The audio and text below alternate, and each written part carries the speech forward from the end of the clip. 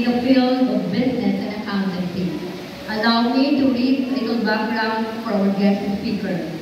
He is a pure-blooded Alsatian, having his loyalty award upon his high school graduation, an award given to students who finish their primary and secondary education at La Consolacion School, Gardenville. He graduated his elementary education here at LCS Gardenville and graduated as second honorable mention. In addition, he also completed his secondary education and graduated as the class valedictorian of batch 2014-2015. He was also an Sayaw vocal solo finalist. Took up his BS accountancy at Colegio San Agustin, Bacolod, and graduated last 2019, receiving a special honors award. He started his career as an internal auditor at Hamero Group of Companies for a few years. Became a financial accounting associate and management accounting associate in the same group of companies, and later served as the assistant head in the government requisite and compliance division of JGC.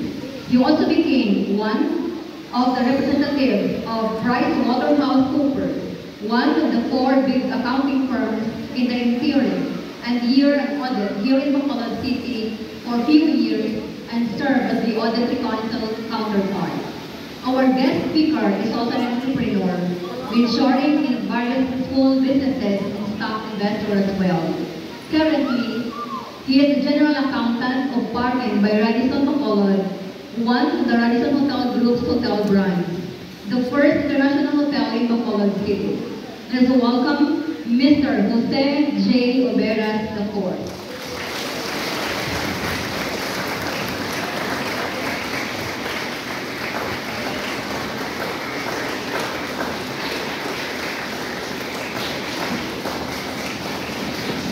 Thank you, Ms. Maribel Masami.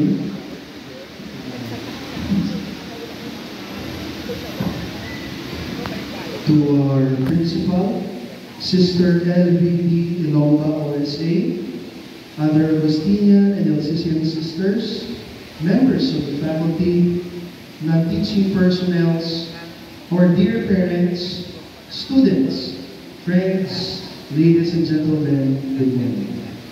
It is an honor to be part of this celebration, the 39th graduation ceremony at La Consolacion School, Gardenville. It is such a pleasure to share in the intensity of emotions of all graduating students to close this chapter of their life's story. To parents, you are probably wondering where the years have gone by.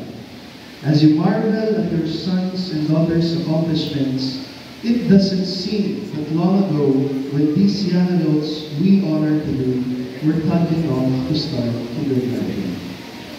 10 years ago, April 2015, I experienced the same scenario as you are having now. Sitting in one of those chairs, feeling with mixed emotions. Siyempre, happy, no? Because finally, I will be graduating from high school. But at the same time, sad. Because I have to leave my alma mater and of course, my classmates, which I cherish for years. Kag siyempre, I am also very excited. Excited to become a college student, ready to face another chapter of my education. This talk basically is not only about to inspire you, but also to prepare you for what may come and for the things ahead. Allow me to share my journey with you, and I hope that somehow you learn some lessons you can bring in the next phase of your lives. As I enrolled in college, I am not sure as to what course I am going to take. And I know some of you may amuhan sila siguro ng feeling, no? Some of you maybe have already made up your mind on what 8 to 12 strand will you be taking in preparation to your dream course. And some, a little bit confused pa on what they're gonna choose after this graduation. But take it easy, guys. Just pray to God lang and ask for discernment and allow yourself to discover ano gid bala ang strand, no? or ang course na happy ka mo. I still remember, even before our graduation back in 2015, I was already in a search mode on what to take in college. But nevertheless, I end up enrolling in BS Accountancy, which is my parents' preference, as they are too are accounting graduates. On my first year in college, it is quite difficult. Siyempre, as I have no background of what my course is all about.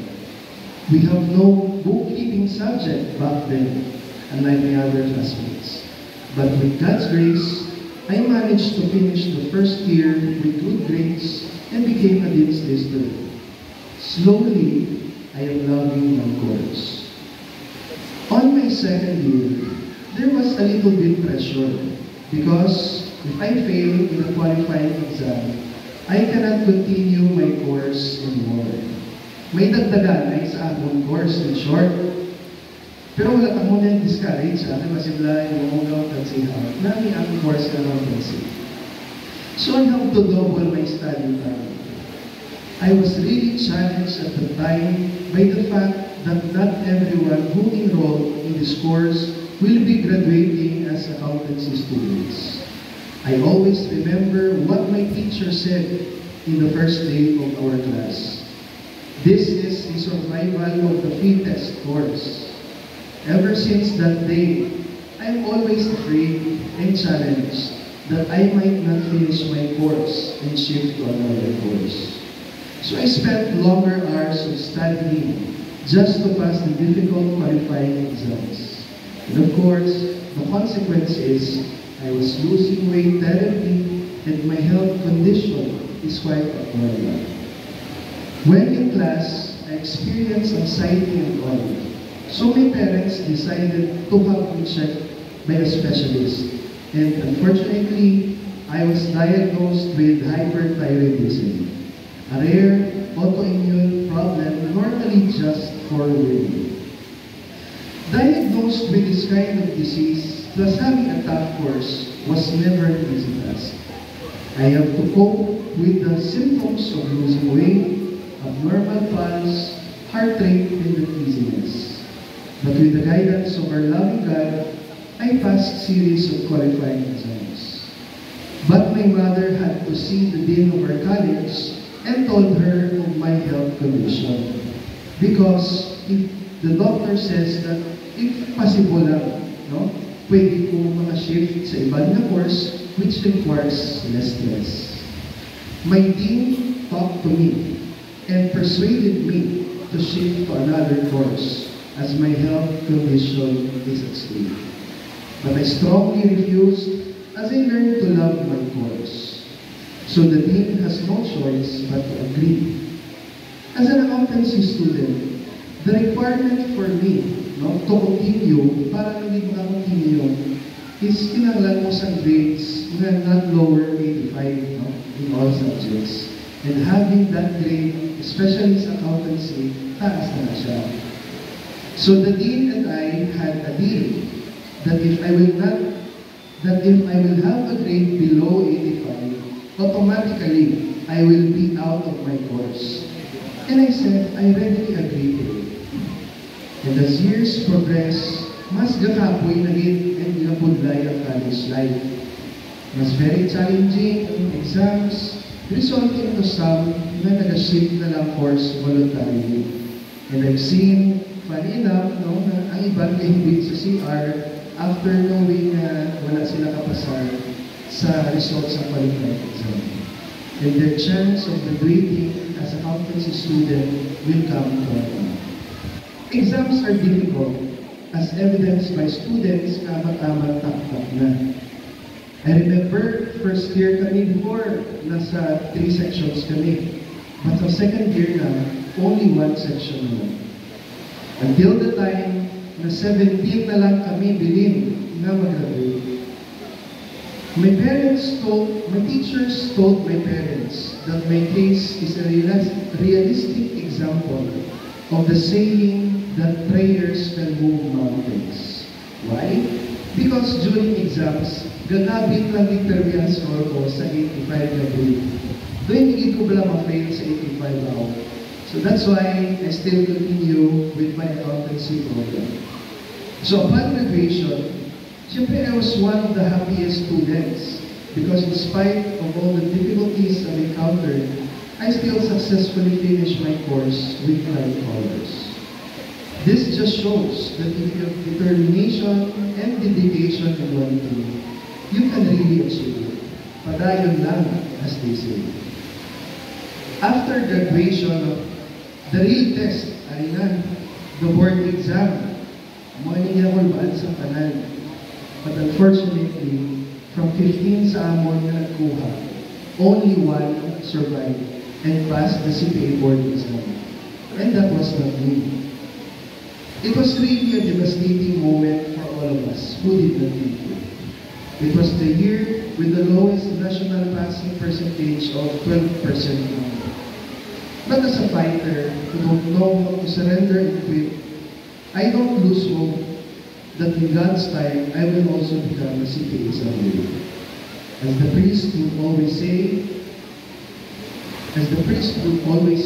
not all prayers are answered right away. Sometimes, you have to wait because there's a proper time for everything. And only God knows the best time to answer your prayer. Failure does not discourage me from taking again. I know that everything happens for a reason. And I know that God has a purpose and a great plan why I did not pass for now.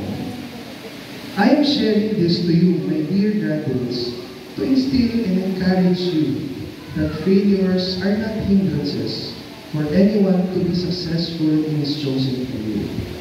Success is not just having a title after your family name, but rather success is measured on how to cope with all the challenges that come your way. Maybe now is not yet the time, but I strongly agree and believe it will happen in His time.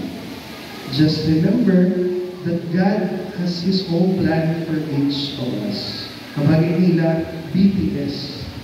Believe, trust, and surrender. I am not a CPA now, but I have a good job as General Accountant of Parking Meda Resort Bacolod, the only international hotel of Radisson Hotel Group in Bacolod City. It is also a great blessing. Just don't forget to thank God for all the blessings He bestowed on us every day, especially the gift of life and the gift of family. Do not dwell on the failures, difficulties, or even the trials that come our way. But instead, be grateful for all the graces received. At some point in your K-12 or college life, you will encounter failures and setbacks. Wala niya exemption. Kamutanan. One way or another, ma-failing ka mo.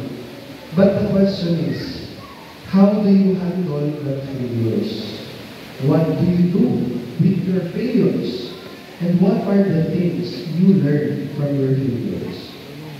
My dear students, just develop your emotional intelligence. The ability to face life's adversities with a positive view. The attitude of not giving up easily. Allow me to share with you my personal mantra. It goes like this. If the style is ineffective, change the style, but not the goal. So, my dear graduates, promise yourself that whatever course you pursue, sooner or later, whatever disappointments and struggles you may face, always have a yes I can spirit. Have a never say die attitude, because at the end, winners are not those who never fail, but those who never quit. As I stand before you today, I wish you all graduates of class 2024-2025 a successful journey to the next level of your educational endeavor. Give gratitude to all your teachers who mold you to become what you are now. Remember to live with the values that we have imparted to all of you, especially in your spiritual and social aspects in life. Be grateful to your parents for all the support and love and for sending you to a good school who values education as an important tool in your life. Education is the only wealth that can be stolen from you. Physical attributes will fade, money will be lost, prestige and power are temporary, but education is forever. I hope that upon hearing my story, I have inspired each one of you to continue reaching your dreams. Continue to soar high, as each of us has his own or her own talents and skills in our chosen fields. Each of us is unique in our own way. Just don't forget to ask guidance always from the Lord Almighty, for He is the ultimate pilot and captain of our lives. To all of you, my warmest congratulations for a job well done. Mabuhay ang graduating students, graduating class of 2024 to 2025. Thank you and have an enjoyable day.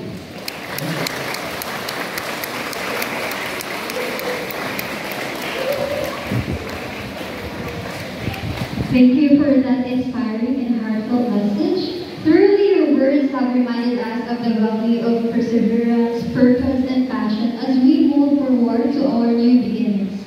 May I request Sister LBD Ilongga OSA and Mrs. Maribel S. Misamin LPT to give the token and certificate of appreciation. Allow me to read the contents of the certificate. LCS Gardenville would like to present the certificate of appreciation to Mr. Jose J. Oberes IV in grateful recognition of his valuable contribution to LCS Gardenville as a relational speaker during the 39th graduation and 10th moving up ceremony. Given this Wednesday, April 2025 at LCS Gardenville, Barangay Tamugo, Bacolod City, signed Mr. LBD Ilongga OSA School President.